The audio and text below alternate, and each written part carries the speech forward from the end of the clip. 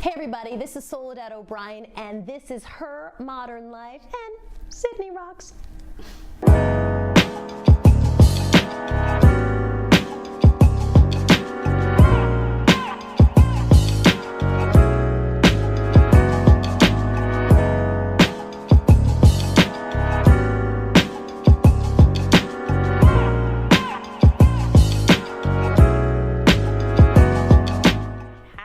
Sydney with Her Modern Life, here with the amazing Soledd O'Brien. Thank you. I'm fantastic. How are you? I'm doing well. Good. So I just have a few questions for you. Sure. Very excited to be interviewing you. So, it's fun to not be doing the interview. I like this. Right. I like it. So in a Forbes interview that you did with Lauren Wesley Wilson of Colorcom, you touched on the PowHERful Foundation and the importance of education.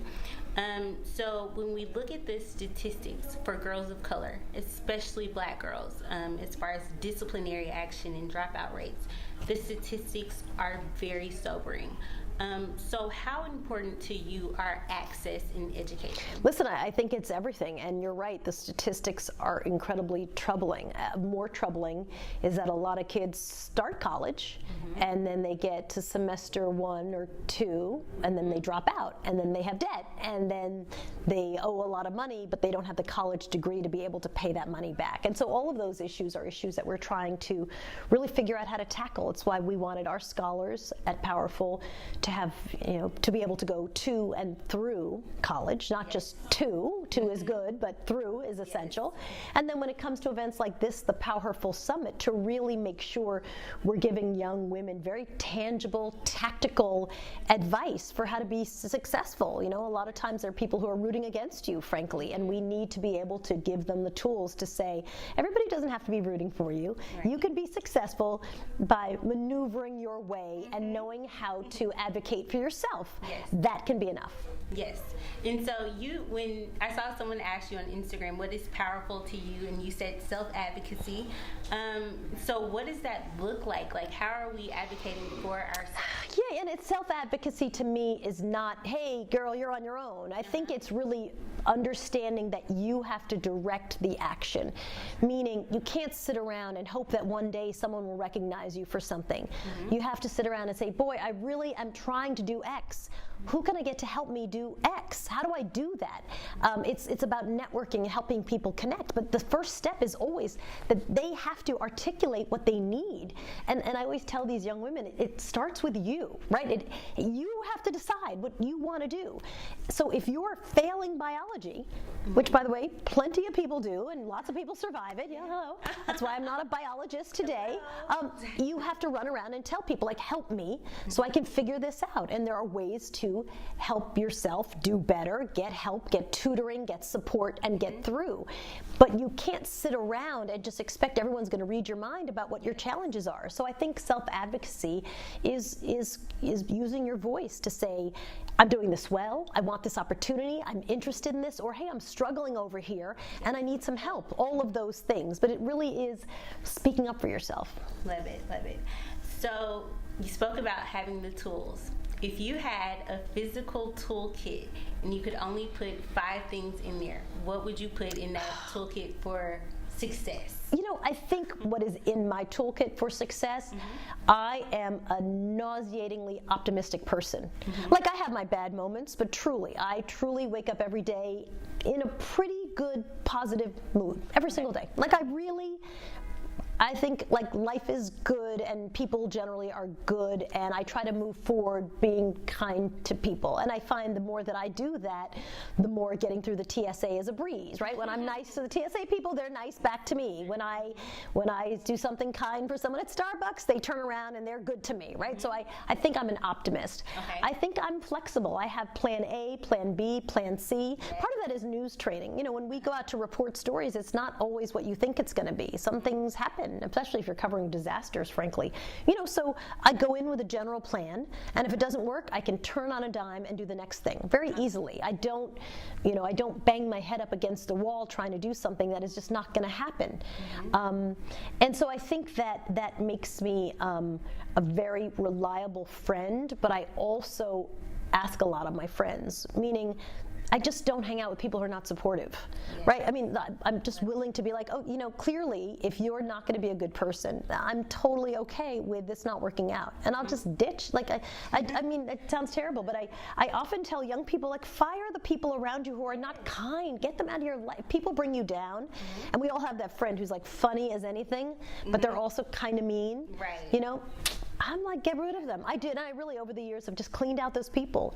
One nice thing about running your own company, right, is that you don't have to work with people you don't like. It's really like that, blunt but pleasant, but true. It's like, I only work with pleasant people. I just don't work with people I don't like. So that would be the third thing I'm up to. But just being flexible and really, I think, optimistic, being flexible. I'm a really hard worker. I think that's I have no problem rolling up my sleeves. If you had a party at your house and at 2 o'clock in the morning someone needs to be doing the dish, I would be at your sink with the scrub brush. I do not cook, just know that, but I will clean as long as I have a big glass of wine and food. Exactly, right? I go back and forth. But like, I have no problem putting the work in. I will outwork people all the time. And I think that makes up for a lot of, sometimes, like, a lack of ability and a lack of skill to be able to be like, but I'm there, putting my head down and getting the work done. I think that covers a lot of ground. I like to think that I try to take feedback really well, and I think that's a good thing to have in your toolbox. I've had a lot of people in my life, especially in TV news, where it's pretty subjective, where they just couldn't take feedback well. And what ends up happening is that people just don't give you feedback. Yeah, they just stop, right? Because right. So if you really want advice, you need someone to say, like, listen, I thought this could have been better, or I would have shot it like this, or I would have turned you this way, or don't wear that jacket again, or I mean, I had a boss once. I had this dress, I liked it, but it was giraffe prints. I looked like a giraffe, literally. And he wanted. I was probably anchoring for 5 minutes for a 3-hour show. The first 5 minutes. What the heck are you wearing? I'm like, could you not see it? Like, I can't change. It's in the middle of the show. But actually, like, I do always appreciate when someone says, this is not working, this could be better, I would do it differently. I just love that. I really like honest feedback, and especially if it comes from a person who's giving it to you from a good place. I really appreciate that.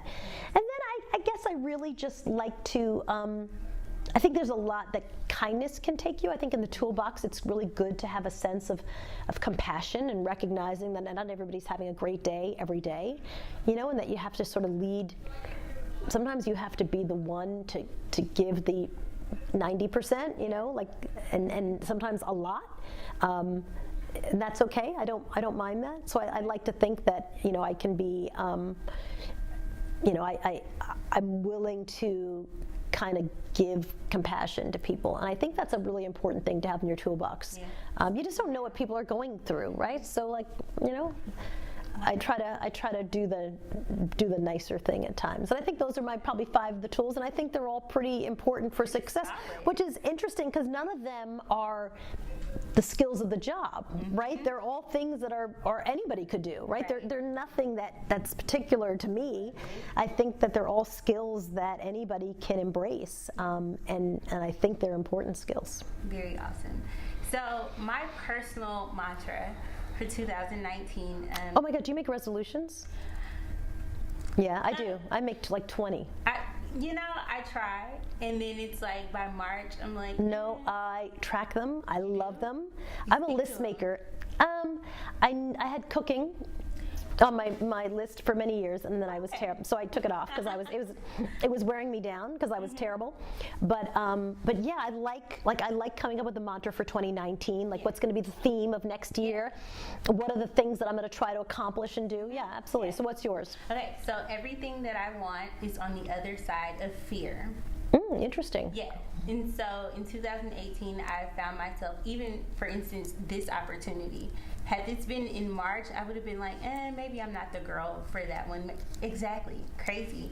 2019, it's not going to happen. Right. I'm not doing it. But fear, it seems to be consistent for some people. So for me personally, I know what I've had to do to kind of overcome that, I'm not good enough, or this opportunity isn't for me.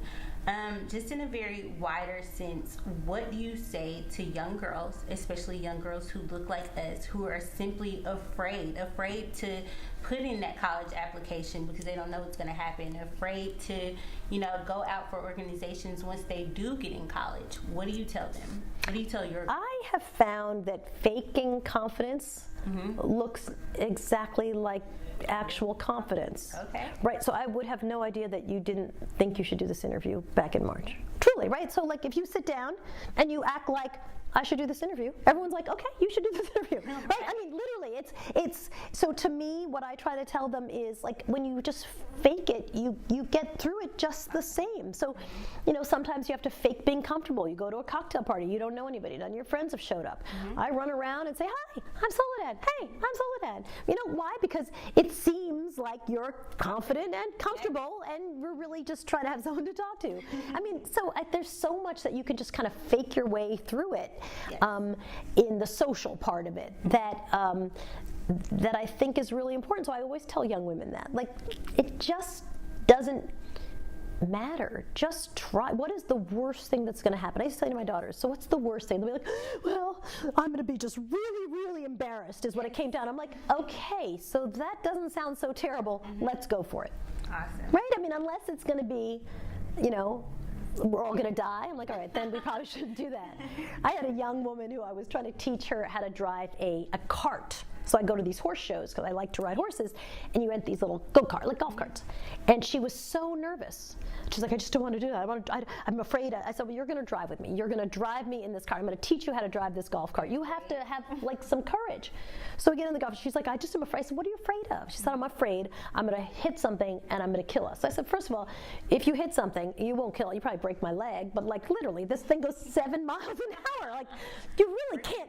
You can't kill somebody. Let's be real. We kind of walked through the whole thing. And I said, by the way, I don't really want to have my leg broken, but like I can live with that risk. Yes. It's a cart. Let's just go. And it's sort of forcing her to recognize, here's what could happen. Yes, you might introduce yourself at this cocktail party and everybody's not friendly to you. I think we can live with that. Yeah. And it's literally that. So that's the advice I like to give. Like, figure out what's the worst thing and then just recognize that it's not so bad. Very good. That's awesome. Well, that's all I have for you today. It's been an awesome conversation. I'm so glad. Thank you for this conversation, this interview. I appreciate it. I'm excited for your 2019. Oh my God, thank you. That's a good. I might have to steal that one. I've been stealing other people's resolutions because. Let everyone know. Oh, I give credit always. Oh, listen, I always credit who I'm stealing my ideas from. But Alicia, hers was to show up for herself 100%, Awesome. which I thought was a great one too. So I might steal that too. Yeah. Mine is go to the gym more. It's kind of my perennial. Are you going to stick with it? Yeah, I have really bad knee problems, but I have very bad knee problems, so I've had to really work out a lot, so it's going well. So I'm trying to stick with it. Yeah, we're getting there. I'm proud. Look, we're getting there, and it's not even January 1st yet. Look at you. All right, thank you. You bet, my pleasure.